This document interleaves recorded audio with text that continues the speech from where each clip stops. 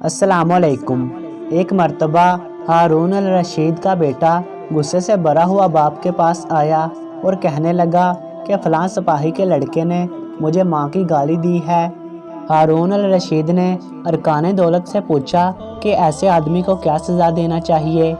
ایک نے زبان کاٹنے کی تجویز دی تو دوسرے نے جائیداد کی ضبطی کی تو تیسرے نے اسے ملک سے نکالنے کی اور ایک نے اسے قتل کرنے کا مشورہ دیا۔